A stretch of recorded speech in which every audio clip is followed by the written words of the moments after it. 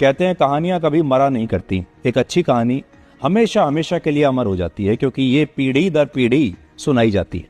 ऐसे में हमने ये सोचा कि क्यों ना कहानियों के सिलसिले को दोबारा से आपके लिए जीवित किया जाए। आज की कहानी का शीर्षक है जिंदगी मिली दोबारा।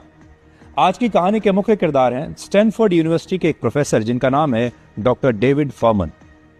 ये बात है वर्ष 2016 की। उस समय डॉक्टर डेविड फॉर्मन की उम्र 39 वर्ष थी, 39 ईयर्स। लेकिन वो हमेशा अपने आप को थका हुआ महसूस करते थे। ऐसा लगता था जैसे उनके शरीर की ऊर्जा कहीं खो गई है। एक दिन उन्होंने अपने शरीर की जांच करवाई, जिसमें उनके शरीर की बायोलॉजिकल एज 42 साल निकली, जो उनकी असली उम्र से 3 साल ज्यादा थी।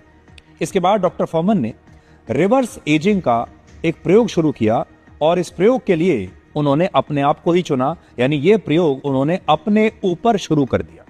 वो अपनी पत्नी और 2 बच्चों के साथ कैलिफोर्निया के एक जंगल में रहने के लिए चले गए। यहां उन्होंने लकड़ी का एक छोटा सा घर बनाया, जहां न बिजली की रोशनी थी, न टीवी था, न मोबाइल फोन था। घर में कुर्सियां तक नहीं थी। शाम 7:30 बजे के बाद लाइट बंद कर दी जाती थी और रात में सिर्फ मोमबत्ती की रोशनी रहती थी।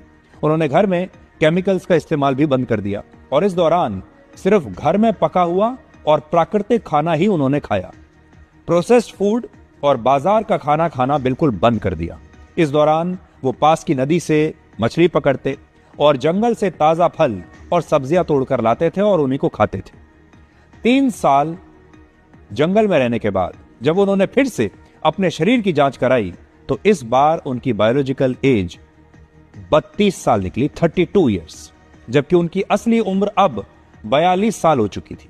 यानी उनका शरीर 10 साल जवान हो चुका था। डॉक्टर फॉर्मन की कहानी बताती है कि प्रकृति से सच्चा दोस्त आपका कोई और हो नहीं सकता, और आप जितना ज्यादा प्रकृति के पास रहेंगे, आपका दिल, दिमाग और शरीर उतना ही स्वस्थ रहेगा।